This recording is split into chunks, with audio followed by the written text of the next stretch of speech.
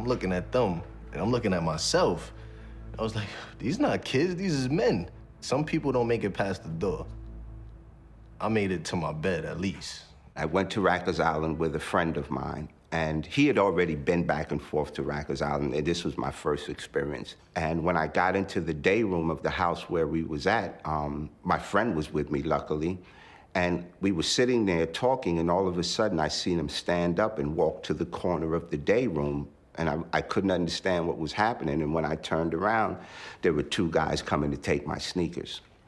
I assumed that my friend and we were gonna fight together, but it was just me fighting at the time. They wound up getting one of my sneakers, and black eye and busted lip and everything. And after it was over, I went to him and I said, what happened?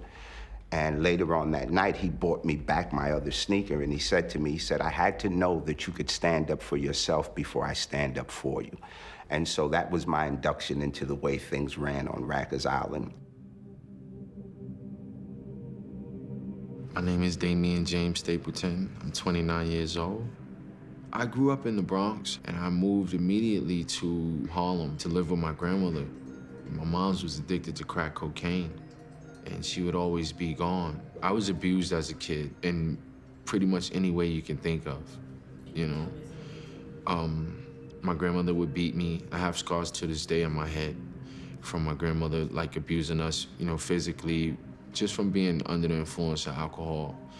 I remember my mother coming, you know, just popping up, taking us out. She had money. She went to buy us some clothes one time, and we went to the store, and she bought us some clothes, and she was like, you know, take those clothes off. And I must have been about 4 or 5. And we took the clothes off to put the new clothes on, and she seen the webs on us that my grandmother had put on us and the marks from beating us so much. And she wanted to do the right thing. She took us to the hospital. But I guess when she got there, it was so overwhelming for her. She left. She never came back.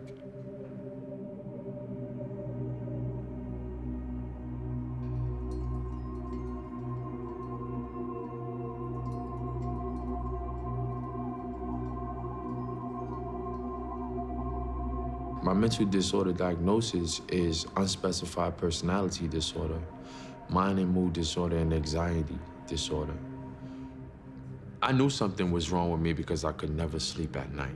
One night I couldn't sleep, and there was this guy just talking. He just came in. So I asked this guy to be quiet numerous times, and we got into a disagreement about the noise. So I felt like I wanted to get him in the morning. When the morning came, being that he was up talking all night, he was sleeping when they opened up the cells. I went to his head with the sock and the batteries. I didn't want to take psych medication because I felt like that was tantamount to using drugs, street drugs. So I refused all medications. I wouldn't take any. I don't think people should be drugged up or beat or deprived of food because that's what they used to do. I think that sometimes you just need a shoulder to lean on, or someone to talk to, or someone to cry to, because it's like you're letting out a whole load. There was no one to talk to.